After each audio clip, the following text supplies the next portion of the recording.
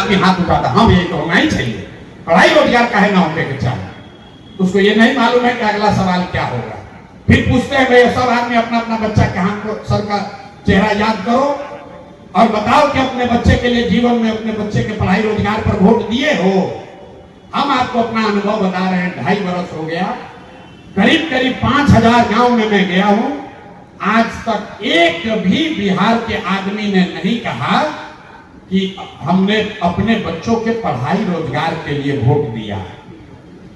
आप प्रबुद्ध हैं तो ये समझ लीजिए कि लोकतंत्र में आप किसको वोट देते हैं इसका इतना महत्व नहीं है जितना आप समझ रहे हैं। लोकतंत्र में किस बात के लिए वोट दे रहे हैं इसका महत्व है, और इसका हम रोज एग्जाम्पल देते हैं।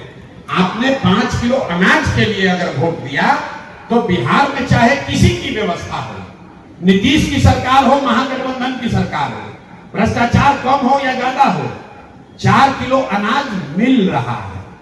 नीतीश कुमार का दिमाग भले काम नहीं कर रहा है, लेकिन बिहार में अगर हमने नीतीश को बिजली के नाम पर वोट दिया तो बिजली हर घर में आ गई है।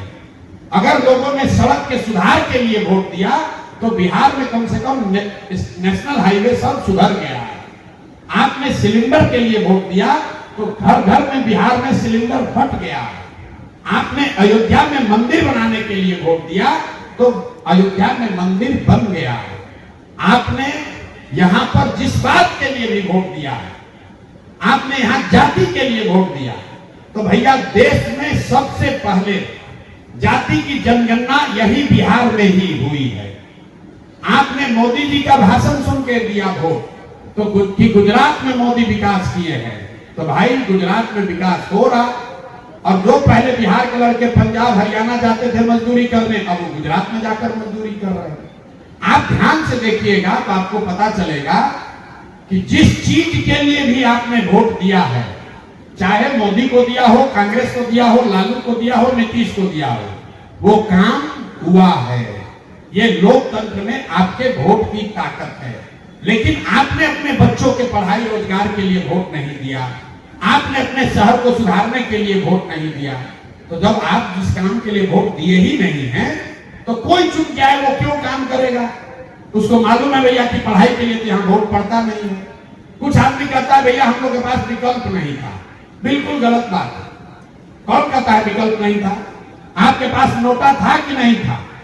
ईवीएम पर नोटा था कि नहीं था?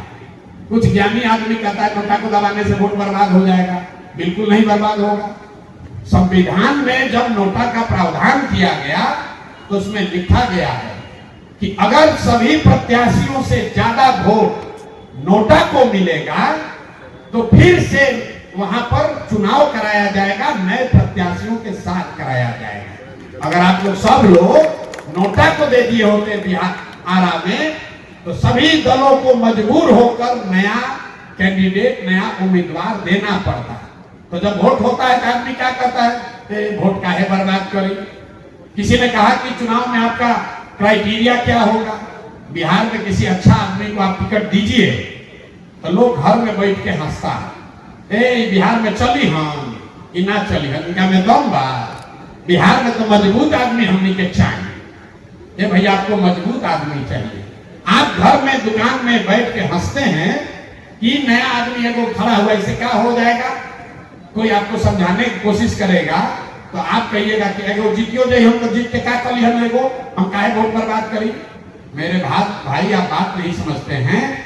जब कोई अच्छा आदमी खड़ा होता है, किसी अच्छे आदमी को आप वोट नहीं देते हैं, जितने हारने की बात छोड़ दीजिए, जब एक अच्छे आदमी को आप वोट नहीं देते हैं तो 100 अच्छे आदमी का मनोबल टूटता है कि हम राजनीति में नहीं आ सकते, क्योंकि उसका लोग एग्जाम्पल बना लेता है। देखा मास्टर साहब खड़ा भाई बड़ा समाज खातिर लड़त रहे, कोई वोट दे लो, इसीलिए कोई आदमी नया नहीं आता है।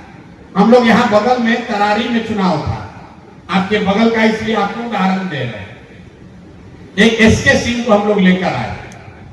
बिहार के इतिहास में 2 ही लोग आज तक सेना में वाइस चीफ बने हैं, एक जनरल एसके सिन्हा और एक दूसरे एसके सिंह, तरारी के हैं।